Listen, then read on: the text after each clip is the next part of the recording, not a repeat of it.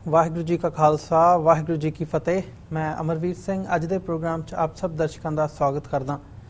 Viewers, अज पंजाब विच मौजूदा बादल सरकार की कारगुजारी नूं लैके लोकां विच सरकार प्रति काफ़ी विरोध देखण नूं मिल रहा है अते कुछ महीनों तक होण वालियां पंजाब विधान सभा चोणां दे मद्देनज़र आम आदमी पार्टी तो पंजाब दे काफ़ी लोग आसवंद नज़र आ रहे हैं। करीब 1.5 साल पहला आम आदमी पार्टी ने दिल्ली विच भारी बहुमत नाल अपनी सरकार बनाई सी। सरकार बनन तो बाद दिल्ली विच आम आदमी पार्टी की कारगुजारी अते सिख नुक्ता निगाह तो जो वादे अरविंद केजरीवाल वालों कीते गए सन, अज वो कित्थे खड़े हैं। इस संबंधी अते कुछ होर सिख मसलिਆਂ संबंधी अज दे शो विच असीं दिल्ली तो वरिष्ठ पत्रकार सरदार गुरचरण सिंह ਬੱਬਰ नाल गलबात करांगे। आओ अज की विचार चर्चा की शुरुआत करते हैं। हाँ जी ਬੱਬਰ साहब, वाहिगुरू जी का खालसा वाहिगुरू जी की फतेह। वाहिगुरू जी की फतेह सर। ਬੱਬਰ साहब, ਜਿਹੜੀ ਦਿੱਲੀ ਦੇ ਵਿੱਚ ਆਮ ਆਦਮੀ ਪਾਰਟੀ ਦੀ ਸਰਕਾਰ ਪਿਛਲੇ 1.5 ਸਾਲ ਤੋਂ ਕੰਮ ਕਰ ਰਹੀ ਹੈ, ਤੁਸੀਂ ਦਿੱਲੀ ਦੇ ਵਿੱਚ ਬੈਠੇ ਹੋ, ਗਰਾਊਂਡ ਲੈਵਲ ਤੇ ਕੀ ਚੱਲ ਰਿਹਾ ਹੈ ਤੁਹਾਨੂੰ ਪੂਰੀ ਜਾਣਕਾਰੀ ਹੈਗੀ ਹੈ। ਤੇ ਜਿਹੜੀਆਂ ਪਿਛਲੇ ਸਮੇਂ ਦੇ ਵਿੱਚ ਘਟਨਾਵਾਂ ਸਾਹਮਣੇ ਆਈਆਂ ਨੇ ਉਹ ਹੈਲਥ ਦੇ ਨਾਲ, ਚਿਕਨਗੁਨੀਆ ਦੇ ਨਾਲ ਰਿਲੇਟਡ ਇਸ਼ੂ ਹੋ ਗਿਆ ਜਾਂ ਹੋਰ ਜਿਹੜੀਆਂ ਗਵਰਨਮੈਂਟ ਐਡਸ ਦੇ ਹਵਾਲੇ ਨਾਲ ਜਿਹੜੀ ਇਲਜ਼ਾਮਬਾਜ਼ੀ ਹੁੰਦੀ ਹੈ, ਇਹ ਸਾਰੀ ਘਟਨਾਕ੍ਰਮ ਨੂੰ ਦੇਖਦੇ ਹਾਂ ਜੇ ਅਸੀਂ ਪੂਰੇ 1.5 ਸਾਲ ਦਾ ਉਹ ਦੇਖਣਾ ਹੋਵੇ ਤਾਂ ਤੁਸੀਂ ਕੀ ਸਮਝਦੇ ਹੋ ਕਿ ਦਿੱਲੀ ਸਰਕਾਰ ਦੀ ਕਾਰਗੁਜ਼ਾਰੀ ਕੀ ਕਹਿੰਦੀ ਹੈ? देखो, आम आदमी पार्टी ने चोणां तो पहला ਜਿਹੜੇ ਉਹਨਾਂ ਨੇ ਲੋਕਾਂ ਨੂੰ ਸੁਪਨੇ ਦਿਖਾਏ ਸੀਗੇ ਜੀ, ਜਿਹੜੇ ਉਹਨਾਂ ਨੇ ਲੋਕਾਂ ਨਾਲ ਵਾਅਦੇ ਕੀਤੇ ਸੀਗੇ ਜੀ, ਉਹਨਾਂ ਵਾਅਦਿਆਂ ਨੂੰ ਤੇ ਪੂਰਾ ਕਰਨ ਦੀ ਗੱਲ ਬੜੀ ਦੂਰ ਦੀ ਹੈ।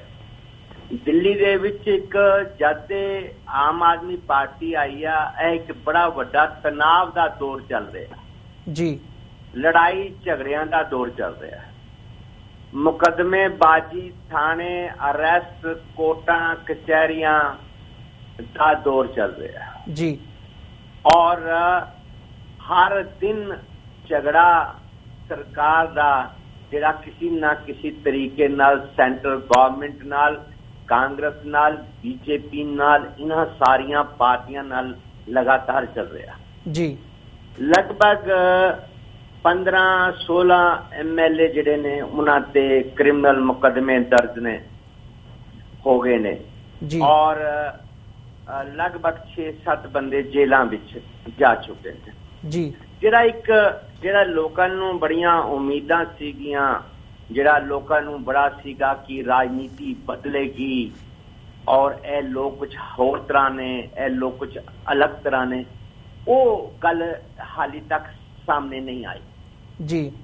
ਜਿਹੜਾ ਆਮ ਆਦਮੀ ਪਾਰਟੀ ਨੇ ਲੋਕਾਂ ਨਾਲ ਵਾਅਦਾ ਕੀਤਾ ਸੀ ਕਿ ਅਸੀਂ ਦਿੱਲੀ ਛੱਡ ਕੇ ਕਿੱਥੇ ਨਹੀਂ ਜਾਵਾਂਗੇ ਜੀ, ਅਸੀਂ ਦਿੱਲੀ ਨੂੰ ਇੱਕ ਮਾਡਲ ਬਣਾਵਾਂਗੇ, ਅਸੀਂ ਰਾਜ ਕਰਨ ਦਾ ਤਰੀਕਾ ਦੱਸਾਂਗੇ ਰਾਜਨੀਤੀ ਕਰਨ ਵਾਲਿਆਂ ਨੂੰ ਜੀ, ਉਹ ਗੱਲ ਵੀ ਇਹਨਾਂ ਦੀ ਠੀਕ ਨਹੀਂ ਸਾਬਤ ਹੋਈ ਕਿਉਂਕਿ ਦਿੱਲੀ ਨੂੰ ਛੱਡ ਕੇ ਗੁਜਰਾਤ, ਬੈਂਗਲੋਰ, ਪੰਜਾਬ, ਇਹਨਾਂ ਇਲਾਕਿਆਂ ਵੱਲ ਜ਼ਿਆਦਾ ਦੌੜਨ ਲੱਗ ਪਏ ਨੇ। ਯਾਨੀ ਕਿ ਦੇਸ਼ ਭਰ ਦੇ ਵਿੱਚ ਰਾਜਨੀਤੀ ਕਰਨ ਵਾਸਤੇ ਇਹ ਦੌੜ ਆਪਣੀ ਇਹਨਾਂ ਨੇ ਲਗਾ ਰੱਖੀ ਹੈ ਜੀ। ਆ ਵੀ ਜਿਹੜੀ ਗੱਲ ਹੈ ਉਹ ਸਾਫ਼ ਤੌਰ ਤੇ ਲੋਕਾਂ ਦੇ ਮਨਾਂ ਵਿੱਚ ਹੈ। ਇੱਕ ਗੱਲ ਜਿਹੜੀ ਹੋਰ ਹੈ ਕਿ ਇਹਨਾਂ ਦੇ ਜਿਹੜੇ ਵੱਡੇ ਸਾਥੀ ਸਨ, ਬੜੇ ਵਿਦਵਾਨ ਸੱਜਣ ਸਨ, ਜਿਨ੍ਹਾਂ ਦਾ ਬੜਾ ਵੱਡਾ ਚਿਹਰਾ ਸੀ, ਪ੍ਰਸ਼ਾਂਤ ਭੂਸ਼ਣ, ਦੇਵੇਂਦਰ ਯਾਦਵ, ਜਸਟਿਸ ਹੈਗੜੇ ਔਰ ਬੰਬੇ ਤੋਂ ਬੜੇ ਲੋਕ ਸਨ। ਦੇਸ਼ ਭਰ ਦੇ ਵਿੱਚ ਬੜਾ ਇੱਕ ਇੰਟਲੈਕਚੁਅਲ ਏਰੀਆ ਸੀ, ਬਹੁਤ ਲੋਕ ਸਨ, ਉਹ ਇਹਨਾਂ ਤੋਂ ਟੁੱਟ ਗਏ ਜੀ। ਇਹਨਾਂ ਦੀ ਪਾਰਟੀ ਬਣਨ ਤੋਂ ਪਹਿਲਾਂ ਅੰਨਾ ਹਜ਼ਾਰੇ ਜਿਹੜੇ ਸਨ, ਕਿਉਂਕਿ ਅੰਨਾ ਹਜ਼ਾਰੇ ਨੇ ਬੜਾ ਨਜ਼ਦੀਕ ਨਾਲ ਇਹਨਾਂ ਨੂੰ ਦੇਖਿਆ ਤੇ ਅੰਨਾ ਹਜ਼ਾਰੇ ਦਾ ਵੀ ਇਹਨਾਂ ਦੇ ਤੋਂ ਦੂਰੀ ਬਣਾਉਣਾ, ਕਿਰਨ ਬੇਦੀ ਦਾ ਇਹਨਾਂ ਤੋਂ ਅਲੱਗ ਹੋਣਾ, ਇਹ ਸਾਰੀਆਂ ਚੀਜ਼ਾਂ ਹੋਣ ਦੇ ਨਾਲ ਜਿਹੜੇ ਇਹਨਾਂ ਦਾ ਇੱਕ ਗਰੁੱਪ ਸੀਗਾ ਬੜਾ ਕਮਜ਼ੋਰ ਜਿਹਾ ਰਹਿ ਗਿਆ ਜੀ। ਉਹਦੇ ਵਿੱਚੋਂ ਬੰਦੇ ਸਾਰੇ ਨਿਕਲ ਗਏ ਜਿਨ੍ਹਾਂ ਕੋਲ ਇੱਕ ਵਿਜ਼ਨ ਸੀ, ਜਿਨ੍ਹਾਂ ਕੋਲ ਇੱਕ ਸੋਚ ਸੀ, ਜਿਨ੍ਹਾਂ ਕੋਲ ਇੱਕ ਵਿਚਾਰਧਾਰਾ ਸੀ, ਜਿਹੜੇ ਇੱਕ ਬੜਾ ਵੱਡਾ ਪਲਾਨ ਲੈ ਕੇ ਦੇਸ਼ ਦੇ ਸਾਹਮਣੇ ਆਏ ਸੀ ਕਿ ਉਹ ਲੋਕ ਗੁਆਚ ਗਏ ਨੇ, ਉਹ ਲੋਕ ਇਹਨਾਂ ਨੂੰ ਛੱਡ ਕੇ ਚਲੇ ਗਏ ਨੇ। ਆਹ ਜਿਹੜੀਆਂ ਚੀਜ਼ਾਂ ਨੇ ਇਹ ਬੜੀਆਂ ਇੰਪੋਰਟੈਂਟ ਨੇ। ਔਰ ਤੁਸੀਂ ਇਹ ਕਹਿ ਸਕਦੇ ਹੋ ਕਿ ਆਮ ਆਦਮੀ ਪਾਰਟੀ ਦਾ ਦਿੱਲੀ ਦੇ ਵਿੱਚ ਲੋਕਾਂ ਦੇ ਵਿੱਚ ਜਿਹੜੀ ਇੱਜ਼ਤ ਰਿਸਪੈਕਟ ਜਿਹੜਾ ਇਹਨਾਂ ਦੀ ਲੋਕ ਸਮਝਦੇ ਸਨ, ਇਹ ਬਹੁਤ ਚੰਗੀ ਕੋਈ ਪਾਰਟੀ ਆ ਗਈ ਹੈ, ਉਹ ਗੱਲ ਲੋਕਾਂ ਦੇ ਵਿੱਚ ਹੁਣ ਨਹੀਂ ਹੈ ਔਰ ਲੋਕ ਹੁਣ ਇਹਨਾਂ ਤੋਂ ਕਾਫੀ ਦੂਰ ਹੋ ਗਏ ਨੇ। ਜੀ ਬੱਬਰ ਸਾਹਿਬ, ਤੁਸੀਂ ਜਿਵੇਂ ਸਾਰੀ ਘਟਨਾਕ੍ਰਮ ਨੂੰ ਬਿਆਨ ਕੀਤਾ ਹੈ, ਇਹਦੇ ਨਾਲ ਜਦੋਂ ਅਸੀਂ ਮੁੱਦਿਆਂ ਦੀ ਗੱਲ ਕਰਦੇ ਹਾਂ ਜਾਂ ਜਿਹੜੇ ਆਮ ਆਦਮੀ ਪਾਰਟੀ ਦੇ ਵਾਅਦਿਆਂ ਦੀ ਗੱਲ ਕਰਦੇ ਹਾਂ, ਉਹਨਾਂ ਦੇ ਚੋਣ ਮੈਨੀਫੈਸਟੋ ਦੀ ਗੱਲ ਕਰਦੇ ਹਾਂ, ਉਹਦੇ 'ਚ ਇੱਕ ਪਾਸੇ ਤਾਂ ਦਿੱਲੀ ਨੂੰ ਸਟੇਟਹੁੱਡ ਦੀ ਗੱਲ ਸੀਗੀ ਤੇ ਦਿੱਲੀ ਨੂੰ ਵੱਧ ਅਧਿਕਾਰਾਂ ਦੀ ਗੱਲ ਸੀਗੀ, ਦਿੱਲੀ ਪੁਲਿਸ ਤੇ ਕੰਟਰੋਲ ਦੀ ਗੱਲ ਸੀ, ਤੇ ਉਹ ਕਿਤੇ ਨਹੀਂ ਨਜ਼ਰ ਆਉਂਦਾ। ਪਰ ਜਿਹੜੇ ਦੂਜੇ ਪਾਸੇ ਹੈਗੇ ਜੋ ਦਾਅਵੇ ਕੀਤੇ ਜਾਂਦੇ ਆ ਵੀ ਦਿੱਲੀ ਦੇ ਵਿੱਚ ਜਿਵੇਂ ਬਿਜਲੀ ਦੇ ਬਿੱਲਾਂ ਦੀ ਕਟੌਤੀ ਹੋਣੀ ਜਾਂ ਪਾਣੀ ਦੀ ਗੱਲ ਹੋਣੀ, ਇਹਨਾਂ ਮਸਲਿਆਂ ਦੇ ਉੱਪਰ ਦਿੱਲੀ ਸਰਕਾਰ ਵੱਲੋਂ ਦਾਅਵੇ ਕੀਤੇ ਜਾਂਦੇ ਆ ਵੀ ਅਸੀਂ ਅਚੀਵ ਕੀਤਾ। ਜਦੋਂ ਅਸੀਂ ਮੁੱਦਿਆਂ ਨੂੰ ਦੇਖਦੇ ਹਾਂ ਤਾਂ ਤੁਸੀਂ ਆਮ ਆਦਮੀ ਪਾਰਟੀ ਦੀ ਸਰਕਾਰ ਨੂੰ ਜੋ ਉਹਨਾਂ ਨੇ ਵਾਅਦੇ ਕੀਤੇ ਸੀ ਉਸ ਹਵਾਲੇ ਦੇ ਨਾਲ ਕਿੰਨੀ ਸਕਸੈਸਫੁਲ ਮੰਨਦੇ ਹੋ? ਤੁਸੀਂ ਇੱਕ ਪਾਣੀ ਦੀ ਗੱਲ ਬਹੁਤੀ ਆਪਾਂ ਉਛਲਦੀ ਹੈ, ਇੱਕ ਪਾਣੀ ਔਰ ਇੱਕ ਬਿਜਲੀ ਦੀ। ਜੀ, ਉਹ ਇੱਕ ਵੋਟ ਬੈਂਕ ਦੀ ਸੋਚ ਸੀ। ਪੜ੍ਹੇ ਲਿਖੇ ਬੰਦੇ ਸੀਗੇ, ਇਹਨਾਂ ਨੂੰ ਪਤਾ ਝੁੱਗੀਆਂ ਦੇ ਵਿੱਚ ਕਿੰਨੀ ਵੋਟ ਹੈ ਜੀ, ਇਹਨਾਂ ਨੂੰ ਪਤਾ ਹੈ ਛੋਟੇ ਕਲੋਨੀਆਂ ਦੇ ਵਿੱਚ ਵੋਟ ਕਿੰਨੀ ਹੈ। ਛੋਟੀ ਕਲੋਨੀਆਂ ਦੇ ਵਿੱਚ ਜਿਹੜੇ ਗਰੀਬ ਵਿਚਾਰੇ ਪ੍ਰਵਾਸੀ ਦਿੱਲੀ ਵਿੱਚ ਰਹਿਣ ਵਾਲੇ ਲੱਖਾਂ ਬੰਦੇ ਨੇ, ਜਿਨ੍ਹਾਂ ਦੀ ਗਿਣਤੀ 70% ਹੈ, ਉਹ ਉਹਨਾਂ ਨੂੰ ਪਾਣੀ ਇੱਕ ਸਸਤਾ ਮਿਲ ਗਿਆ ਔਰ ਬਿਜਲੀ ਦਾ ਉਹਨਾਂ ਨੂੰ ਥੋੜਾ ਜਿਹਾ ਫਾਇਦਾ ਹੋਇਆ। ਇਸ ਤੋਂ ਇਲਾਵਾ ਤੁਸੀਂ ਦਿੱਲੀ ਦਾ ਕੋਈ ਵੀ ਏਰੀਆ ਚੈੱਕ ਕਰ ਲਓ, ਤੁਸੀਂ ਕਿਸੇ ਵੀ ਐਂਗਲ ਤੋਂ ਦਿੱਲੀ ਨੂੰ ਚੈੱਕ ਕਰ ਲਓ। ਤੁਸੀਂ ਲਾ ਐਂਡ ਆਰਡਰ ਤੋਂ ਚੈੱਕ ਕਰ ਲਓ, ਤੁਸੀਂ ਟੈਕਸਾਂ ਤੋਂ ਚੈੱਕ ਕਰ ਲਓ, ਤੁਸੀਂ ਸੜਕਾਂ ਤੋਂ ਚੈੱਕ ਕਰ ਲਓ, ਤੁਸੀਂ ਜਾਮ ਤੋਂ ਚੈੱਕ ਕਰ ਲਓ, ਤੁਸੀਂ ਐਜੂਕੇਸ਼ਨ ਤੋਂ ਚੈੱਕ ਕਰ ਲਓ, ਤੁਸੀਂ ਕਿਸੇ ਵੀ ਐਂਗਲ ਤੋਂ ਦਿੱਲੀ ਨੂੰ ਦੇਖ ਲਓ, ਤੁਹਾਨੂੰ ਦਿੱਲੀ ਕਿਤੇ ਵੀ ਬਦਲੀ ਹੋਈ ਨਹੀਂ ਮਿਲੇਗੀ। ਤੁਹਾਨੂੰ ਤਣਾਅ ਮਿਲੇਗਾ ਕਿਉਂਕਿ ਚੀਜ਼ਾਂ ਰੁਕ ਗਈਆਂ ਨੇ। ਤੁਸੀਂ ਆਮ ਆਦਮੀ ਪਾਰਟੀ ਨੂੰ ਇਸ ਗੱਲ ਦਾ ਪਹਿਲਾਂ ਹੀ ਪਤਾ ਸੀ ਕਿ ਦਿੱਲੀ ਜਿਹੜੀ ਹੈ ਉਹ ਉੱਥੇ ਰਾਜ ਕਰਨਾ ਵਾਸਤੇ ਪੁਲਿਸ ਉਹਨਾਂ ਕੋਲ ਨਹੀਂ ਹੋਏਗੀ ਜੀ। ਪੁਲਿਸ ਦਾ ਇਤਨਾ ਟਕਰਾਵ ਹੈ ਕਿ ਇੱਕ ਸਿਪਾਹੀ ਕਿਸੇ ਵੀ ਐਮਐਲਏ ਨੂੰ ਨਾਲ ਹਰ ਰੋਜ਼ ਕਿਤੇ ਨਾ ਕਿਤੇ ਤੁਹਾਨੂੰ ਇੱਕ ਖਬਰ ਆਉਂਦੀ ਹੈ ਕਿ ਪੁਲਿਸ ਵਾਲਿਆਂ ਨੇ ਉਹਨੂੰ ਅਰੈਸਟ ਕਰ ਲਿਆ, ਉਹਨੂੰ ਅਰੈਸਟ ਕਰ ਲਿਆ, ਕਿਉਂਕਿ ਇਹਨਾਂ ਨੇ ਲੋਕਾਂ ਨੂੰ ਜੋ ਸੁਪਨੇ ਦਿਖਾਏ ਸੀ, ਜੋ ਲੋਕਾਂ ਨਾਲ ਵਾਅਦੇ ਕੀਤੇ ਸੀ, ਉਹ ਜਿਸ ਵੇਲੇ ਪੂਰੇ ਨਹੀਂ ਹੋਏ ਤੇ ਇਹਨਾਂ ਨੇ ਟਕਰਾਵ ਦੀ ਰਾਜਨੀਤੀ ਸ਼ੁਰੂ ਕਰ ਦਿੱਤੀ। ਇਹ ਟਕਰਾਵ ਦੀ ਰਾਜਨੀਤੀ ਨਾਲ ਅਮਨ ਨਹੀਂ ਆਉਂਦਾ, ਅਮਨ ਆਉਂਦਾ ਲੋਕਾਂ ਨੂੰ ਨਾਲ ਲੈ ਕੇ। ਤੁਸੀਂ ਹੁਣ ਇਹ ਕਹੋ ਕਿ ਬੀਜੇਪੀ ਵੀ ਮਾੜੀ ਹੈ, ਕਾਂਗਰਸ ਵੀ ਮਾੜੀ ਹੈ, ਪੁਲਿਸ ਵੀ ਮਾੜੀ ਹੈ, ਮਾਇਆਵਤੀ ਵੀ ਮਾੜੀ ਹੈ, ਸਮਾਜਵਾਦੀ ਮੁਲਾਇਮ ਸਿੰਘ ਵੀ ਮਾੜਾ, ਉਹਦਾ ਪੁੱਤਰ ਅਖਿਲੇਸ਼ ਯਾਦਵ ਮਾੜਾ, ਲਾਲੂ ਯਾਦਵ ਮਾੜਾ, ਅਡਾਨੀ ਮਾੜੇ, ਅੰਬਾਨੀ ਮਾੜੇ, ਗਡਕਰੀ ਮਾੜਾ, ਸਾਰਾ ਸੰਸਾਰ ਮਾੜਾ। ਇੱਧਰੋਂ ਪੰਜਾਬ ਦੇ ਨੂੰ ਜਦ ਤੁਸੀਂ ਦੇਖਦੇ ਹੋ ਤੇ ਬਾਦਲ ਮਾੜਾ, ਉਹਦਾ ਪੁੱਤਰ ਮਾੜਾ, ਤੁਸੀਂ ਮਾੜਾ ਅਮਰਿੰਦਰ ਸਿੰਘ ਮਾੜਾ, ਸਾਰੇ ਹੀ ਗੰਦੇ, ਸਾਰੇ ਹੀ ਮਾੜੇ, ਸਾਰੇ ਹੀ ਰਾਜ ਕਰਨ ਵਾਲੇ ਭ੍ਰਿਸ਼ਟਾਚਾਰੀ ਜੀ। ਸਿਰਫ ਅਸੀਂ ਚੰਗੇ। ਤੁਸੀਂ ਸਾਰਿਆਂ ਨਾਲ ਦੁਸ਼ਮਣੀ ਕਰਕੇ, ਤੁਸੀਂ ਸਾਰਿਆਂ ਨਾਲ ਟਕਰਾਵ ਕਰਕੇ, ਤੁਸੀਂ ਸਾਰਿਆਂ ਨਾਲ ਮੁਕੱਦਮੇਬਾਜ਼ੀ ਕਰਕੇ, ਤੁਸੀਂ ਸਾਰਿਆਂ ਦਾ ਕਰੈਕਟਰ ਅਸੈਸੀਨੇਸ਼ਨ ਕਰਕੇ ਤੁਸੀਂ ਕੀ ਪ੍ਰੂਵ ਕਰਨਾ ਚਾਹੁੰਦੇ ਹੋ ਕਿ ਤੁਸੀਂ ਹੀ ਸਿਰਫ ਚੰਗੇ ਹੋ, ਬਾਕੀ ਸਾਰਾ ਦੇਸ਼ ਔਰ ਸਾਰੇ ਰਾਜਨੀਤਿਕ ਪਾਰਟੀਆਂ, ਰਾਹੁਲ ਗਾਂਧੀ, ਸੋਨੀਆ ਗਾਂਧੀ, ਅਡਵਾਨੀ, ਸਭ ਲੋਕ ਮਾੜੇ ਨੇ ਤੇ ਸਿਰਫ ਅਸੀਂ ਚੰਗੇ ਆ? ਇਦਾਂ ਨਹੀਂ, ਇਸ ਤਰ੍ਹਾਂ ਰਾਜਨੀਤੀ ਨਹੀਂ ਚੱਲਦੀ। ਇਸ ਤਰ੍ਹਾਂ ਤੇ ਦੰਗਾ ਫਸਾਦ ਹੋਏਗਾ, ਝਗੜੇ ਹੋਣਗੇ, ਮੁਕੱਦਮੇ ਹੋਣਗੇ, ਟਕਰਾਵ ਹੋਏਗਾ, ਅਮਨ ਨਹੀਂ ਆ ਸਕਦਾ ਕਿਸੇ ਵੀ। ਜੀ ਬੱਬਰ ਸਾਹਿਬ, ਜਿਵੇਂ ਤੁਸੀਂ ਗੱਲ ਕੀਤੀ ਹੈ ਕਿ ਜਿਹੜੀ ਇਹ ਬਲੇਮ ਗੇਮ ਚੱਲ ਰਹੀ ਹੈ, ਇਹਨੂੰ ਜਦੋਂ ਅਸੀਂ ਦੇਖਦੇ ਹਾਂ ਤਾਂ ਜ਼ਾਹਰ ਜਿਹੀ ਤੌਰ ਤੇ ਇੱਕ ਗੱਲ ਸਾਹਮਣੇ ਆਉਂਦੀ ਹੈ ਕਿ ਜਿਹੜੇ ਅਸਲ ਮੁੱਦੇ ਹੈਗੇ ਆ ਜਿਨ੍ਹਾਂ ਦੇ ਉੱਪਰ ਗੱਲ ਹੋਣੀ ਚਾਹੀਦੀ ਹੈ ਵੀ ਕਿੰਨੀ ਡਿਵੈਲਪਮੈਂਟ ਹੋਈ ਹੈ ਜਾਂ ਕੀ ਚੇਂਜਸ ਆਈਆਂ ਨੇ, ਉਹਨਾਂ ਦੇ ਉੱਤੋਂ ਧਿਆਨ ਹਟ ਕੇ ਜਦੋਂ ਗੱਲ ਇੱਧਰ ਨੂੰ ਆ ਜਾਂਦੀ ਹੈ, ਸਿਆਸਤ ਵੱਲ ਤੁਰ ਪੈਂਦੀ ਹੈ ਕਿ ਉਹਨੇ ਇਹ ਕਰਤਾ, ਉਹਨੇ ਇੱਦਾਂ ਕਰਤਾ, ਰੁਕਾਵਟ ਆ ਗਈ, ਦਿਸ ਐਂਡ ਦੈਟ, ਕਦੇ ਬੀਜੇਪੀ, ਕਦੇ ਲੈਫਟੀਨੈਂਟ ਜਨਰਲ ਦੇ ਨਾਲ ਜਿਹੜੀ ਗੱਲਬਾਤ ਹੁੰਦੀ ਹੈ ਉਹ ਸਾਹਮਣੇ ਆ ਜਾਂਦੀ ਹੈ।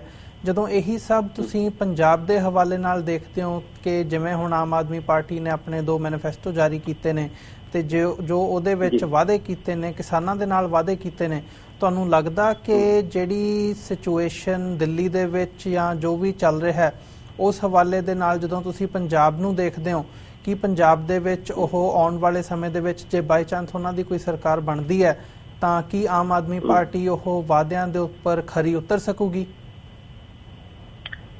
ਨਹੀਂ ਸਰ, ਮੈਂ ਜਿਸਲੇ ਪੰਜਾਬ ਦੇ ਵਿੱਚ ਆਮ ਆਦਮੀ ਪਾਰਟੀ ਨੂੰ ਖੜਾ ਦੇਖਦਾ ਔਰ ਇਹਨਾਂ ਦੇ ਮੈਂ ਪ੍ਰੈਸ ਕਾਨਫਰੰਸ ਜਿਹੜੀਆਂ ਕਰ ਰਹੇ ਨੇ, ਜਿਹੜੇ ਇਹ ਸਟੇਟਮੈਂਟ ਜਾਰੀ ਕਰ ਰਹੇ ਨੇ, ਤੇ ਉਹਨਾਂ ਨੂੰ ਦੇਖ ਕੇ ਤੇ ਮੈਨੂੰ ਲੱਗਦਾ ਹੈ ਸਭ ਕੁਝ ਗਲਤ ਹੈ ਔਰ ਕੁਝ ਵੀ ਠੀਕ ਨਹੀਂ। ਤੁਸੀਂ ਦੱਸੋ, ਤੁਸੀਂ ਕਹਿ ਰਹੇ ਹੋ ਆਮ ਆਦਮੀ ਪਾਰਟੀ ਕਹਿ ਰਹੀ ਹੈ ਪੰਜਾਬ ਦਾ ਸਾਰਾ ਕਰਜ਼ਾ ਮਾਫ ਕਰਾਂਗੇ, ਕਰਵਾ ਦਾਂਗੇ। ਤੁਸੀਂ ਕਹਿ ਰਹੇ ਹੋ ਅਸੀਂ ਪਾਣੀ ਫ੍ਰੀ ਦਾਂਗੇ ਪੰਜਾਬ ਦੇ ਲੋਕਾਂ ਨੂੰ, ਬਿਜਲੀ ਫ੍ਰੀ ਦਾਂਗੇ, ਸਾਰੇ ਕਰਜ਼ੇ ਅਸੀਂ ਸਾਰੇ ਲੋਕਾਂ ਦੇ ਮਾਫ ਕਰ ਦਾਂਗੇ, ਸਭ ਨੂੰ ਨੌਕਰੀਆਂ ਦੇਵਾਂਗੇ, ਸਭ ਨੂੰ ਐਜੂਕੇਸ਼ਨ ਦੇਵਾਂਗੇ, ਏਮਸ ਵਰਗੇ ਵੱਡੇ ਹਸਪੀਟਲ ਹਰ ਜ਼ਿਲ੍ਹੇ ਵਿੱਚ ਖੋਲਾਂਗੇ। ਤੁਸੀਂ ਕਹਿ ਰਹੇ ਹੋ ਅਸੀਂ ਯੂਨੀਵਰਸਿਟੀਆਂ ਖੋਲਾਂਗੇ। ਤੁਸੀਂ ਦੱਸੋ ਕਿੱਥੋਂ ਕਰ ਲਓਗੇ? ਤੁਸੀਂ ਲੋਕਾਂ ਨੂੰ ਕਹਿਣਾ ਸ਼ੁਰੂ ਕਰ ਦਿਓ ਕਿ ਅਸੀਂ ਤੁਹਾਨੂੰ ਸਵਰਗਾਂ 'ਚ ਲੈ ਜਾਵਾਂਗੇ ਜੀ, ਅਸੀਂ ਦੂਜੀ ਤਰਫ ਤੁਹਾਡਾ ਸਾਰਾ ਸਭ ਕੁਝ ਤੁਹਾਨੂੰ ਦੇ ਦੇਵਾਂਗੇ। ਪੰਜਾਬ ਵਿੱਚ ਕਹਿ ਰਹੇ ਨੇ ਕਿ ਅਸੀਂ ਤੁਹਾਡਾ ਇਤਨੀ ਉੱਚੀ ਆਵਾਜ਼ ਵਿੱਚ ਇੰਨੇ ਵੱਡੇ ਵਾਅਦੇ ਔਰ ਦੂਸਰੀ ਤਰਫ ਤੁਸੀਂ ਟਕਰਾਵ ਦੀਆਂ ਗੱਲਾਂ ਨਾਲ ਪੰਜਾਬ ਵਿੱਚ ਕਰ ਰਹੇ। ਤੁਸੀਂ ਕਹਿ ਰਹੇ ਹੋ ਅਸੀਂ ਆਵਾਂਗੇ ਤੇ ਬਾਦਲਾਂ ਨੂੰ ਚੁੱਕ ਕੇ ਜੇਲ੍ਹਾਂ ਵਿੱਚ ਠੋਕ ਦਾਂਗੇ। ਤੁਸੀਂ ਕਹਿ ਰਹੇ ਹੋ ਅਸੀਂ ਮਜੀਠੀਆ ਨੂੰ ਚੱਕ ਕੇ ਅੰਦਰ ਸੁੱਟ ਦਾਂਗੇ। ਤੁਸੀਂ ਕਹਿ ਰਹੇ ਹੋ ਅਸੀਂ ਅਮਰਿੰਦਰ ਸਿੰਘ ਨੂੰ ਸਿੱਧਾ ਕਰ ਦਾਂਗੇ। ਤੁਸੀਂ ਕਹਿ ਰਹੇ ਹੋ ਅਸੀਂ RSS ਤੇ ਪਾਬੰਦੀ ਲਗਾ ਦੇਵਾਂਗੇ। ਤੁਸੀਂ ਕਹਿ ਰਹੇ ਹੋ ਕਿ ਅਸੀਂ ਸ਼ਾਕਾਵਾਂ ਨਹੀਂ ਲੱਗਣ ਦਾਂਗੇ। ਤੁਸੀਂ ਕਹਿ ਰਹੇ ਹੋ ਅਸੀਂ ਇਹ ਜਿਤਨੇ ਵੀ ਲੋਕ ਨੇ ਪੰਜਾਬ ਦੇ ਵਿੱਚ ਇਹ ਡਰੱਗਸ ਵਾਲੇ ਲੋਕ ਨੇ, ਮਾਫੀਆ ਵਾਲੇ ਲੋਕ ਨੇ, ਅਸੀਂ ਇਹਨਾਂ ਨੂੰ ਸਿੱਧਾ ਕਰਾਂਗੇ ਜੀ। ਤੁਸੀਂ ਪੰਜਾਬ ਵਿੱਚ ਅਮਨ ਤੇ ਕਰੋਗੇ ਹੀ ਨਹੀਂ। ਤੁਸੀਂ ਤੇ ਪੰਜਾਬ ਵਿੱਚ ਜਾ ਕੇ ਟਕਰਾਵ ਕਰੋਗੇ, ਲੜਾਈਆਂ ਝਗੜੇ ਕਰੋਗੇ। ਉਹਦਾ ਕਾਰਨ ਹੈ ਸਰਦਾਰ ਸਾਹਿਬ ਕਿ ਇਹਨਾਂ ਦੀ, ਮੈਂ ਜਦ ਐਜ ਏ ਸਿੱਖ ਦੇਖਦਾ ਇਹਨਾਂ ਦੀ ਜਿਹੜੀ ਸੋਚ ਹੈ, ਲੜਾਈ ਅੱਜ ਸੰਸਾਰ ਦੇ ਵਿੱਚ ਵੀ ਔਰ ਦੇਸ਼ ਦੇ ਵਿੱਚ ਵੀ, ਪੰਜਾਬ ਵਿੱਚ ਵੀ, ਹਰ ਥਾਂ ਤੇ ਜਿਹੜੀ ਲੜਾਈ ਹੈ ਉਹ ਸੋਚ ਦੀ ਹੈ ਜੀ, ਲੜਾਈ ਵਿਚਾਰਧਾਰਾ ਦੀ ਹੈ। ਇਹਨਾਂ ਦੀ ਸਿੱਖ ਸੋਚ ਨਹੀਂ ਹੈ ਜੀ, ਇਹਨਾਂ ਦੀ ਸਿੱਖ ਵਿਚਾਰਧਾਰਾ ਨਹੀਂ ਹੈ, ਇਹਨਾਂ ਨੂੰ ਸਿੱਖਾਂ ਦੇ ਜਜ਼ਬਾਤਾਂ ਦੀ ਸਮਝ ਨਹੀਂ ਹੈ, ਇਹਨਾਂ ਦੀ ਰਹਿਣੀ ਬਹਿਣੀ ਸਿੱਖਾਂ ਵਰਗੀ ਨਹੀਂ ਹੈ ਜੀ। ਇਹਨਾਂ ਦੀ ਬੋਲ ਚਾਲ ਜਿਹੜੀ ਹੈ, ਇਹਨਾਂ ਦੇ ਸ਼ਬਦਾਂ ਦਾ ਜਿਹੜਾ ਪ੍ਰਯੋਗ ਕਰਦੇ ਨੇ, ਇਹ ਜਿਹੜੇ ਸ਼ਬਦਾਂ ਦਾ ਇਸਤੇਮਾਲ ਕਰਦੇ ਨੇ, ਉਹ ਸਿੱਖਾਂ ਨੂੰ ਨਹੀਂ ਸਮਝ ਆਉਂਦੇ ਔਰ ਨਾ ਹੀ ਇਹਨਾਂ ਨੂੰ ਸਮਝ ਆਉਂਦੇ ਨੇ ਜੀ। ਇਹਨਾਂ ਨੇ ਦਿੱਲੀ 'ਚ ਕਿਹਾ ਸੀਗਾ ਅਸੀਂ ਸਿੱਖਾਂ ਨੂੰ 1984 ਦਾ ਇਨਸਾਫ ਦੇਵਾਂਗੇ, ਅਸੀਂ ਸਪੈਸ਼ਲ ਇਨਵੈਸਟੀਗੇਸ਼ਨ ਟੀਮ ਬਣਾਵਾਂਗੇ, SIT ਜੀ। ਕਿੱਥੇ ਗਈ SIT? ਕਿੱਥੇ ਗਏ 84 ਦਾ ਇਨਸਾਫ? ਅਸੀਂ ਵਿਧਵਾਵਾਂ ਨੂੰ ਪੈਨਸ਼ਨਾਂ ਦੇਵਾਂਗੇ, ਉਹਨਾਂ ਨੂੰ ਕੋਈ ਤਕਲੀਫ ਨਹੀਂ ਆਉਣ ਦੇਵਾਂਗੇ। ਕਿੱਥੇ ਗਈਆਂ ਪੈਨਸ਼ਨਾਂ? ਨਹੀਂ ਦਿੱਤੀਆਂ। ਅਸੀਂ ਵਿਧਵਾਵਾਂ ਦੇ ਬੱਚਿਆਂ ਨੂੰ ਨੌਕਰੀਆਂ ਦੇਵਾਂਗੇ, ਉਹਨਾਂ ਨੂੰ ਭਟਕਣਾ ਨਹੀਂ ਪਏਗਾ। ਕਿੱਥੇ ਗਈਆਂ ਨੌਕਰੀਆਂ? ਅਸੀਂ ਪੰਜਾਬੀ ਨੂੰ, ਦਿੱਲੀ ਦੀ ਸੈਕਿੰਡ ਲੈਂਗੁਏਜ ਜਿਹੜੀ ਹੈ ਉਹ ਹੈ, ਅਸੀਂ ਸੈਕਿੰਡ ਲੈਂਗੁਏਜ ਨੂੰ ਚੰਗੀ ਤਰ੍ਹਾਂ ਲਾਗੂ ਕਰਾਂਗੇ, ਟੀਚਰ ਭਰਤੀ ਕਰਾਂਗੇ, ਹਰ ਸਕੂਲ ਦੇ ਵਿੱਚ, ਹਰ ਕਾਲਜ ਦੇ ਵਿੱਚ ਪੰਜਾਬੀ ਪੜ੍ਹਾਈ ਜਾਏਗੀ, ਪੰਜਾਬੀ 'ਚ ਕੰਮ ਹੋਇਆ ਕਰਨਗੇ। ਕਿੱਥੇ ਗਏ? ਦਿੱਲੀ ਵਿੱਚ ਸਿੱਖਾਂ ਕੋਲ ਵੋਟਾਂ ਮੰਗੀਆਂ, ਸਿੱਖਾਂ ਨੇ ਦਬ ਕੇ ਵੋਟਾਂ ਪਾਈਆਂ, ਪਵਾਈਆਂ, ਨੋਟ ਦਿੱਤੇ, ਬਹੁਤ ਪੈਸਾ ਦਿੱਤਾ, ਬੜੀ ਤਾਕਤ ਦਿੱਤੀ। ਤੁਸੀਂ ਦੱਸੋ, ਤੁਸੀਂ ਇੱਕ ਸਿੱਖ ਨੂੰ ਮੰਤਰੀ ਵੀ ਨਹੀਂ ਬਣਾਇਆ, ਇੱਕ ਮਿਨਿਸਟਰ ਨਹੀਂ ਬਣਾਇਆ। ਕਿਉਂ ਭਾਈ? ਵੋਟਾਂ ਅਸੀਂ ਦਈਏ, ਵੋਟਾਂ ਸਿੱਖ ਦੇਣ, ਪੈਸਾ ਸਿੱਖ ਦੇਣ, ਸਪੋਰਟ ਸਿੱਖ ਕਰਨ, ਤੁਹਾਡੀ ਝੰਡੇ ਸਿੱਖ ਉਠਾਣ ਤੇ ਰਾਜ ਕਰਨ ਵਾਸਤੇ ਤੁਸੀਂ ਰਾਜ ਕਰੋ। ਤੁਸੀਂ ਇੱਕ ਸਿੱਖ ਨੂੰ ਇੱਕ ਮੰਤਰੀ ਤੱਕ ਨਹੀਂ ਬਣਾਇਆ ਕਿਉਂਕਿ ਤੁਹਾਡੇ ਮਨ ਵਿੱਚ ਸਿੱਖਾਂ ਦੇ ਪ੍ਰਤੀ ਕੋਈ ਜਜ਼ਬਾ ਨਹੀਂ, ਕੋਈ ਮੁਹੱਬਤ ਨਹੀਂ, ਕੋਈ ਪਿਆਰ ਨਹੀਂ। ਤੁਸੀਂ ਪੰਜਾਬ ਦੀ ਗੱਲ ਕਰਦੇ ਹੋ, ਤੁਸੀਂ ਦੱਸੋ ਪੰਜਾਬ ਵਿੱਚ ਜਾ ਕੇ ਤੁਸੀਂ ਸਾਰਿਆਂ ਨੂੰ ਸਿੱਧਾ ਕਰੋਗੇ, ਸਾਰਿਆਂ ਦੀਆਂ ਬੱਸਾਂ ਜ਼ਬਤ ਕਰ ਲੋਗੇ, ਸਾਰਿਆਂ ਨੂੰ ਜੇਲ੍ਹਾਂ 'ਚ ਸੁੱਟ ਦੋਗੇ। ਸਾਰਿਆਂ ਉਹਨਾਂ ਨੇ ਕੀ, ਉਹਨਾਂ ਜਿਨ੍ਹਾਂ ਨੇ 100 ਸਾਲ ਪੁਰਾਣੀਆਂ ਪਾਰਟੀਆਂ, ਅਕਾਲੀ ਦਲ ਵਰਗੀਆਂ, ਔਰ ਅਸੀਂ ਆਪਣੇ ਭਾਈਚਾਰੇ ਤੋਂ ਕਿਤਨਾ ਵੀ ਨਾਰਾਜ਼ ਹੋਈਏ, ਜੀ। ਪਰ ਅਸੀਂ ਇਹ ਕਿਸ ਤਰ੍ਹਾਂ ਸਮਝ ਸਕਦੇ ਹਾਂ ਕਿ ਤੁਸੀਂ ਕਹੋਗੇ ਅਸੀਂ ਉਹਨਾਂ ਨੂੰ ਸਿੱਧਾ ਕਰ ਦਾਂਗੇ? ਤੁਸੀਂ ਸਿੱਖ ਇਹ ਕਿੱਦਾਂ ਮੰਨ ਲੈਣਗੇ ਕਿ ਅਸੀਂ ਉਹਨਾਂ ਨੂੰ ਚੁੱਕ ਕੇ ਜੇਲ੍ਹਾਂ ਸੁੱਟ ਦਾਂਗੇ ਕਿਉਂਕਿ ਉਹਨਾਂ ਨੇ ਚੂੜੀਆਂ ਪਾ ਰੱਖੀਆਂ? ਏਦਾਂ ਗੱਲ ਨਹੀਂ ਹੈ। ਇਹ ਗੱਲ ਹੈ ਟਕਰਾਵ ਦੀ, ਇਹ ਅਮਨ ਦੀ ਗੱਲ ਨਹੀਂ ਹੈ, ਇਹ ਲੜਨ ਦੀ ਗੱਲ ਹੈ, ਇਹ ਲੋਕਾਂ ਨੂੰ ਘੁਮਾਉਣ ਦੀ ਗੱਲ ਹੈ, ਲੋਕਾਂ ਨੂੰ ਸਮਝਾਉਣ ਦੀ ਗੱਲ ਹੈ। ਅਸੀਂ ਆਵਾਂਗੇ, ਅਸੀਂ ਤੁਹਾਡੇ ਸਾਰੇ ਕਰਜ਼ੇ ਮਾਫ ਕਰ ਦਾਂਗੇ। ਬਈ ਤੁਹਾਡੇ ਕੋਲ ਕਿੱਥੋਂ ਨੋਟ ਆ ਜਾਣਗੇ? ਤੁਸੀਂ ਪੈਸਾ ਕਿੱਥੋਂ ਲੈ ਕੇ ਆਓਗੇ ਸਾਰੇ ਕਰਜ਼ੇ ਮਾਫ ਕਰਨ ਦਾ? ਤੁਸੀਂ ਕਹਿੰਦੇ ਪਾਣੀ ਅਸੀਂ ਫ੍ਰੀ, ਤੁਸੀਂ ਪਾਣੀ ਫ੍ਰੀ ਕਰ ਦੋਗੇ, ਤੁਸੀਂ ਬਿਜਲੀ ਫ੍ਰੀ ਕਰ ਦੋਗੇ, ਕਿਸਾਨਾਂ ਦੇ ਕਰਜ਼ੇ ਮਾਫ ਕਰ ਦੋਗੇ, ਵਪਾਰੀਆਂ ਦੇ ਕਰਜ਼ੇ ਮਾਫ ਕਰ ਦੋਗੇ, ਏਮਸ ਬਣਾ ਦੋਗੇ, ਹਸਪੀਟਲ ਬਣਾ ਦੋਗੇ, ਯੂਨੀਵਰਸਿਟੀਆਂ ਬਣਾ ਦੋਗੇ। ਕਿੱਦਾਂ ਬਣਾ ਦੋਗੇ ਜੀ? ਤੁਸੀਂ ਫੂਕ ਮਾਰ ਕੇ ਬਣਾ ਦੋਗੇ? ਤੁਹਾਨੂੰ ਨੋਟ ਕੌਣ ਦੇਗਾ? ਇਹ ਸਾਰੀਆਂ ਗੱਲਾਂ ਬੇਕਾਰ ਨੇ। ਨਾ ਕੁਛ ਨਹੀਂ ਮਾਫ ਹੋ ਸਕਦਾ। ਜੇ ਤੁਸੀਂ ਸਭ ਕੁਝ ਮਾਫ ਕਰੋਗੇ ਤੇ ਹਕੂਮਤ ਕਿਸ ਤਰ੍ਹਾਂ ਚੱਲਦੀ ਹੈ? ਹਕੂਮਤ ਚੱਲਦੀ ਹੈ ਟੈਕਸ ਤੇ, ਹਕੂਮਤ ਚੱਲਦੀ ਹੈ। ਤੁਸੀਂ ਸੇਲ ਟੈਕਸ ਦੋਗੇ, ਐਕਸਾਈਜ਼ ਦੋਗੇ, ਤੁਸੀਂ ਪੈਸੇ ਕਮਾਓਗੇ, ਕਿੱਥੋਂ ਕਮਾਓਗੇ? ਤੁਹਾਡਾ ਤੁਹਾਡੇ ਕੀ ਰਿਸੋਰਸਿਸ ਨੇ ਜਿੱਥੋਂ ਪੈਸਾ ਆਏਗਾ? ਜੀ ਬੱਬਰ ਸਾਹਿਬ, ਤੁਸੀਂ ਗੱਲ ਕੀਤੀ ਹੈਗੀ ਹੈ ਦਿੱਲੀ ਦੇ ਵਿੱਚ SIT ਦੀ ਗੱਲ ਕੀਤੀ ਤੁਸੀਂ, ਇਨਵੈਸਟੀਗੇਸ਼ਨ ਟੀਮ ਦੀ, ਜਾਂ ਜਿਹੜੇ ਕਤਲੇਆਮ ਦੇ ਪੀੜਤ ਹੈਗੇ ਆ ਉਹਨਾਂ ਦੀ ਮਦਦ ਦੀ ਗੱਲ ਦੇ ਹਵਾਲੇ ਨਾਲ ਤੁਸੀਂ ਮੈਂਸ਼ਨ ਕੀਤਾ ਕਿ ਜੋ ਵੀ ਵਾਅਦੇ ਕੀਤੇ ਗਏ ਸੀ ਉਹ ਦਿੱਲੀ ਸਰਕਾਰ ਵੱਲੋਂ, ਅਰਵਿੰਦ ਕੇਜਰੀਵਾਲ ਸਰਕਾਰ ਵੱਲੋਂ ਪੂਰੇ ਨਹੀਂ ਕੀਤੇ ਗਏ। ਤੇ ਜਿਹੜੀਆਂ ਤੁਸੀਂ ਇਹ ਸਾਰੀਆਂ ਗੱਲਾਂ ਮੈਂਸ਼ਨ ਕੀਤੀਆਂ ਨੇ, ਇਹਦੇ ਪਿੱਛੇ ਦੀ ਜਿਹੜੀ ਭਾਵਨਾ ਹੈਗੀ ਹੈ ਉਹਨੂੰ ਤੁਸੀਂ ਕਿਵੇਂ ਦੇਖਦੇ ਹੋ? ਤੁਸੀਂ ਵਿਚਾਰਧਾਰਾ ਦੇ ਡਿਫਰੈਂਸ ਦੀ ਗੱਲ ਕੀਤੀ ਹੈ ਕਿ ਇਹ ਕਿਹੜੀ ਵਿਚਾਰਧਾਰਾ ਹੈਗੀ ਹੈ ਜਿਹੜੀ ਸਿੱਖਾਂ ਨੂੰ ਨਹੀਂ ਅਪਣਾ ਸਕੀ, ਤੇ ਇਹਨੂੰ ਤੁਸੀਂ ਕਿਵੇਂ ਦੇਖਦੇ ਹੋ? ਦੇਖੋ, ਸਿੱਖ ਮਾਯੂਸ ਹੈ ਜੀ। ਜੇ ਸਿੱਖ ਗੱਲ, ਕਿਉਂਕਿ ਮਾਯੂਸ ਇਸ ਤਰ੍ਹਾਂ ਦਿੱਲੀ ਦੇ ਵਿੱਚ 2 ਕਰੋੜ ਲੋਕਾਂ 'ਚ ਅਸੀਂ ਸਿਰਫ ਬੰਦੇ ਜਿਹੜੇ ਆ 4-4.5 ਲੱਖ ਹੈਗੇ ਆ। ਸਾਡੀ ਕੋਈ ਬਹੁਤੀ ਵੱਡੀ ਗਿਣਤੀ ਦਿੱਲੀ 'ਚ ਨਹੀਂ ਹੈਗੀ, ਪਰ ਅਸੀਂ 4-5 ਲੱਖ ਵੋਟਾਂ ਵਾਲੇ ਸਰਦਾਰ ਆ। ਇਹਨਾਂ ਇਹ ਪੜ੍ਹੇ ਲਿਖੇ ਬਿਜ਼ਨਸਮੈਨ ਵੋਟਾਂ ਪਾਉਣ ਵਾਲੇ ਬੰਦੇ ਨੇ, ਔਰ ਇਹਨਾਂ ਦੇ ਵਿੱਚ ਮਾਯੂਸੀ ਹੈ। ਔਰ ਇਹਦਾ ਅਸਰ ਪੰਜਾਬ ਦੇ ਵਿੱਚ ਸਿੱਖ ਪਰਿਵਾਰਾਂ 'ਚ ਬਹੁਤ ਪਏਗਾ। ਲੋਕਾਂ ਨੂੰ ਇਹਨਾਂ ਦੇ ਵਾਅਦੇ ਜਿਹੜੇ ਇਹਨਾਂ ਨੇ ਕਿਹਾ ਨੇ ਉਹ ਪੂਰੇ ਤੇ ਹੋਏ ਨਹੀਂ, ਅੱਗੋਂ ਹੋਣ ਦੀ ਉਮੀਦ ਨਹੀਂ। ਇਹ ਜਿਹੜੀਆਂ ਚੀਜ਼ਾਂ ਨੇ ਨਾ ਜੀ, ਆ ਚੀਜ਼ਾਂ ਬੜੀਆਂ ਸਾਫ਼ ਤੇ ਸਪਸ਼ਟ ਨੇ। ਸਿੱਖ ਆਪਣੇ ਐਂਗਲ ਤੋਂ ਸੋਚਦੇ ਨੇ। ਸਿੱਖ ਸੋਚਦੇ ਨੇ ਕਿ ਸਾਨੂੰ ਕੀ ਮਿਲਿਆ, ਸਾਨੂੰ ਅੱਗੋਂ ਇਹਨਾਂ ਤੋਂ ਕੀ ਉਮੀਦ ਹੈ। ਵਿਚਾਰਧਾਰਾ ਜਿਹੜੀ ਤੁਸੀਂ ਕਹਿ ਰਹੇ ਹੋ ਨਾ, ਵਿਚਾਰਧਾਰਾ, ਇਹ ਵਿਚਾਰਧਾਰਾ, ਸਾਡੀ ਵਿਚਾਰਧਾਰਾ ਗੁਰੂ ਘਰ ਨੂੰ ਜਾਣਦੀ ਹੈ ਜੀ। ਸਾਡੀ ਵਿਚਾਰਧਾਰਾ ਜਿਹੜੀ ਹੈ ਸਿੱਖ ਹਿਸਟਰੀ ਨਾਲ ਜੁੜੀ ਹੈ। ਸਾਡੀ ਵਿਚਾਰਧਾਰਾ ਜਿਹੜੀ ਹੈ ਉਹ ਬੜੀ ਸਾਫ਼ ਤੇ ਸਪਸ਼ਟ ਹੈ। ਅਸੀਂ ਮਾਨ ਤੇ ਸਨਮਾਨ ਵਾਲੇ ਲੋਕ ਹਾਂ। ਸਾਡੀ ਵਿਚਾਰਧਾਰਾ ਬੜੀ ਸਾਫ਼ ਹੈ ਕਿ ਅਸੀਂ ਵੀ ਰਾਜ ਭਾਗ ਦੇ ਵਿੱਚ ਹਿੱਸੇਦਾਰੀ ਚਾਹੁੰਦੇ ਹਾਂ। ਸਾਡੀ ਵੀ ਵਿਚਾਰਧਾਰਾ ਹੈ ਕਿ ਅਸੀਂ ਇਮਾਨਦਾਰੀ ਨਾਲ ਜਿਹੜੇ ਸਾਡੇ ਦਿਨ ਤਿਉਹਾਰ ਨੇ ਉਹਨਾਂ ਨੂੰ ਅਸੀਂ ਮਨਾਈਏ। ਤੁਸੀਂ ਦੇਖੋ, ਗੁਰੂ ਨਾਨਕ ਸਾਹਿਬ ਮਹਾਰਾਜ ਜੀ ਦੇ ਸਿਰਫ ਇੱਕ ਪ੍ਰਕਾਸ਼ ਦਿਵਸ ਨੂੰ ਛੱਡ ਕੇ ਕਿਸੇ ਵੀ ਗੁਰੂਆਂ ਦੇ ਪ੍ਰਕਾਸ਼ ਦਿਵਸ ਤੇ ਕੋਈ ਛੁੱਟੀ ਨਹੀਂ, ਕੋਈ ਵਿਸਾਖੀ ਦੀ ਛੁੱਟੀ ਨਹੀਂ, ਕੋਈ ਗੁਰੂ ਤੇਗ ਬਹਾਦਰ ਸਾਹਿਬ ਦੇ, ਗੁਰੂ ਗੋਬਿੰਦ ਸਿੰਘ ਸਾਹਿਬ ਦੇ ਪ੍ਰਕਾਸ਼ ਦਿਵਸ ਦੀ ਕੋਈ ਛੁੱਟੀ ਨਹੀਂ। ਤੁਸੀਂ ਸਿੱਖਾਂ ਨੂੰ ਕਿਤੇ ਮਾਨ ਸਨਮਾਨ ਨਹੀਂ ਦਿੰਦੇ। तो साडी विचारधारा जिहड़ी है वो तुहानूं सारिआं नूं पता है। असीं चाहुंदे हां कि पंजाब नूं ज़्यादा हक मिले, पंजाब नूं ज़्यादा इंसाफ मिले। पंजाब ते जिहड़ा जुल्म होया और जुल्म जिहड़ा बहुत वड्डा जुल्म होया, असीं बड़ी त्रासदी भुगती है।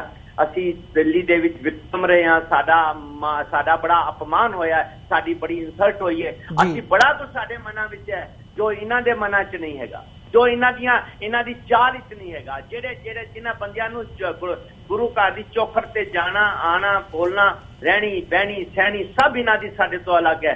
साडी विचारधारा, साडी सोच, साडा सब कुछ इन्हां तो अलग है। इस करके इन्हां ने दिल्ली दे विच आम आदमी पार्टी आने के बावजूद सिखां नूं मान ते सम्मान नहीं दिता। थर्मामीटर है, एक पैरामीटर है कि तुहानू असीं इतनी मदद की, तुसीं सानू एक छोटी जी मंत्री एक होंदा की है, तुसीं कैबिनेट दे विच एक सरदार भी नहीं रखा। तुहाडे मन दे विच सिखां दे प्रति कोई मान नहीं, कोई सम्मान नहीं। असीं इस विचारधारा दे हिसाब नाल देखते हैं। जी ਬੱਬਰ ਸਾਹਿਬ, ਸਾਰੀ ਹੁਣ ਆਮ ਆਦਮੀ ਪਾਰਟੀ ਦੇ ਹਵਾਲੇ ਨਾਲ ਅਸੀਂ ਗੱਲਬਾਤ ਕੀਤੀ ਹੈ ਤੇ ਅਸੀਂ ਜਦੋਂ ਜੇ ਆਪਣੇ ਅਗਲੇ ਇਸ਼ੂ ਦੇ ਵੱਲ ਚੱਲੀਏ ਤਾਂ ਸਾਡਾ ਸਮਾਂ ਸਮਾਪਤੀ ਵੱਲ ਜਾ ਰਿਹਾ। ਮੈਂ ਥੋੜੇ ਸ਼ਬਦਾਂ ਦੇ ਵਿੱਚ ਹੀ ਤੁਹਾਡੇ ਕੋਲੋਂ ਤੁਹਾਡੇ ਵਿਚਾਰ ਜਾਣਨੇ ਚਾਹੂੰਗਾ।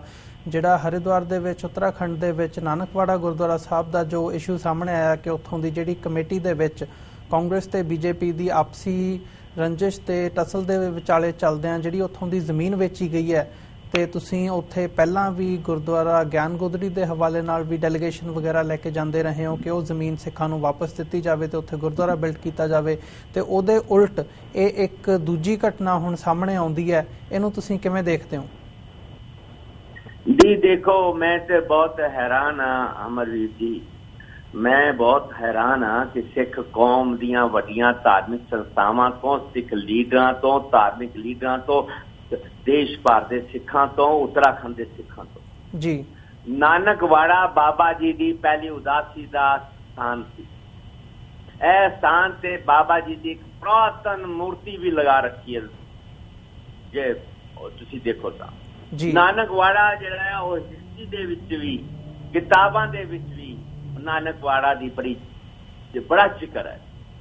ਉਹ ਨਾਨਕਵਾੜਾ ਦੀ ਜਿਹੜੀ ਇਤਿਹਾਸਕ ਜ਼ਮੀਨ ਹੈ जी उस जमीन से बहुत नाजायज कब्जे हो गए, सरकार ने, प्रशासन ने कराया। जेड़ा कुछ बच गया है वो भी हुण इन्हां ने उथों एक किस्म दा तुसीं इह समझो समाप्ति वाली गल है जी। नानकवाड़े वाली हुण गल नहीं है, उत्थे एक मूर्ति ते है, तो गुरुद्वारा ते है ने, पर जमीना वेचियां जा रही ने, जमीना विक रही ने, लोग खरीद रहे ने।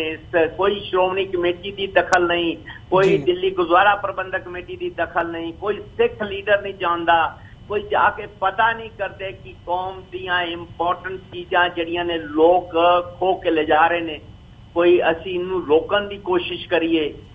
जेड़ा उदासी दा, जेड़ा ढैंदी कला दा दौर चल रहा है, बहुत वड्डा चल रहा है। ਤੁਸੀਂ ਦੇਖੋ ਗੁਰਦੁਆਰਾ ਗਿਆਨ ਗੋਦੀ ਸਾਹਿਬ, ਇਤਿਹਾਸਿਕ ਸਥਾਨ, ਬਾਬਾ ਜੀ ਦੀ ਪਹਿਲੀ ਉਦਾਸੀ ਦਾ ਸਥਾਨ ਗਿਆਨ ਗੋਦੀ, ਸੰਸਾਰ ਭਰ ਦੇ ਸਿੱਖਾਂ ਨੂੰ ਪਤਾ ਹੈ, ਪਰ ਉਹ ਗੁਰਦੁਆਰਾ ਢਾਹ ਕੇ ਦੁਕਾਨਾਂ ਬਣਾ ਦਿੱਤੀਆਂ, ਬਾਜ਼ਾਰ ਬਣ ਗਏ। ਕਿਤਨੇ ਸਾਲ ਹੋ ਗਏ ਨੇ ਕਿਸੇ ਵੀ ਵੱਡੇ ਲੀਡਰ ਨੇ ਗੁਰਦੁਆਰਾ ਗਿਆਨ ਗੋਦੀ ਸਾਹਿਬ ਦੀ ਗੱਲ ਨਹੀਂ ਕੀਤੀ। ਕਿਸੇ ਵੀ ਵੱਡੇ ਕੌਮ ਦੇ ਲੀਡਰ ਨੇ ਜਾ ਕੇ ਕੋਈ ਧਰਨਾ ਮੁਜ਼ਾਹਰਾ, ਗ੍ਰਿਫਤਾਰੀਆਂ, ਕੋਈ ਸਰਕਾਰ ਨੂੰ ਹਿਲਾਉਣ ਦੀ ਕੋਸ਼ਿਸ਼ ਨਹੀਂ ਕੀਤੀ ਜੀ। ਉਹਨਾਂ ਨੇ ਪਹਿਲਾਂ ਇੱਕ ਗੁਰਦੁਆਰਾ ਗਿਆਨ ਗੋਦੜੀ ਖੋ ਕੇ ਸਿੱਖਾਂ ਦਾ ਬੁਖਾਰ ਚੈੱਕ ਕਰ ਲਿਆ।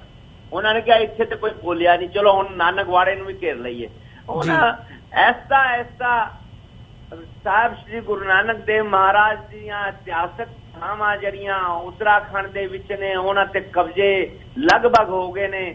ਲੋਕਾਂ ਨੇ ਆਪਣੇ ਸਥਾਨ ਬਣਾ ਲਏ ਨੇ, ਦੁਕਾਨਾਂ ਬਾਜ਼ਾਰ ਬਣਾ ਰਹੀਆਂ ਨੇ, ਪਰ ਸਿੱਖਾਂ ਵੱਲੋਂ ਪੂਰੀ ਚੁੱਪ ਹੈ। ਸਿੱਖਾਂ ਨੇ ਹਿੰਦੁਸਤਾਨ ਦੇ ਵਿੱਚ ਰਹਿ ਕੇ ਇਸ ਗੱਲ ਦਾ ਵਿਰੋਧ ਨਹੀਂ ਕੀਤਾ। ਆਹ ਬੜੀ ਅਫਸੋਸ ਦੀ ਗੱਲ ਹੈ ਜੀ। ਬੱਬਰ ਸਾਹਿਬ, ਤੁਸੀਂ ਆਪਣੇ ਅੱਜ ਦੇ ਸ਼ੋਅ ਦੇ ਵਿੱਚ ਇਹਨਾਂ ਦੋਵਾਂ ਮਸਲਿਆਂ ਦੇ ਉੱਪਰ ਆਪਣੇ ਵਿਚਾਰ ਸਾਡੇ ਦਰਸ਼ਕਾਂ ਦੇ ਨਾਲ ਸਾਂਝੇ ਕੀਤੇ ਤੇ ਆਪਣੀ ਜਾਣਕਾਰੀ ਜਿਹੜੀ ਹੈ ਉਹ ਸਾਨੂੰ ਦਿੱਤੀ ਹੈ। ਇਸ ਦੇ ਲਈ ਤੁਹਾਡਾ ਬਹੁਤ ਬਹੁਤ ਧੰਨਵਾਦ ਜੀ। ਅਸੀਂ ਅੱਜ ਦੇ ਸ਼ੋਅ ਵਿੱਚ ਤੁਹਾਡੇ ਕੋਲੋਂ ਇੱਥੇ ਹੀ ਇਜਾਜ਼ਤ ਲੈਂਦੇ ਹਾਂ। ਵਾਹਿਗੁਰੂ ਜੀ ਕਾ ਖਾਲਸਾ, ਵਾਹਿਗੁਰੂ ਜੀ ਕੀ ਫਤਿਹ। ਵਾਹਿਗੁਰੂ ਜੀ ਕੀ ਫਤਿਹ। ਵਿਊਅਰਸ, ਇਸੇ ਦੇ ਨਾਲ ਅਸੀਂ ਅੱਜ ਦਾ ਸ਼ੋਅ ਇੱਥੇ ਹੀ ਸਮਾਪਤ ਕਰਦੇ ਹਾਂ। ਉਮੀਦ ਕਰਦੇ ਹਾਂ ਕਿ ਤੁਹਾਨੂੰ ਸਾਡਾ ਜਿਹੜਾ ਅੱਜ ਦਾ ਸ਼ੋਅ ਹੈਗਾ ਇਹ ਚੰਗਾ ਲੱਗਿਆ ਹੋਊਗਾ ਤੇ ਤੁਸੀਂ ਸਾਨੂੰ ਆਪਣੀ ਫੀਡਬੈਕ ਵੀ ਭੇਜ ਸਕਦੇ ਹੋ। ਇਸੇ ਦੇ ਨਾਲ ਅਸੀਂ ਅੱਜ ਦਾ ਸ਼ੋਅ ਇੱਥੇ ਹੀ ਸਮਾਪਤ ਕਰਦੇ ਹਾਂ ਜੀ। ਇਜਾਜ਼ਤ ਦਿਓ। ਵਾਹਿਗੁਰੂ ਜੀ ਕਾ ਖਾਲਸਾ, ਵਾਹਿਗੁਰੂ ਜੀ ਕੀ ਫਤਿਹ।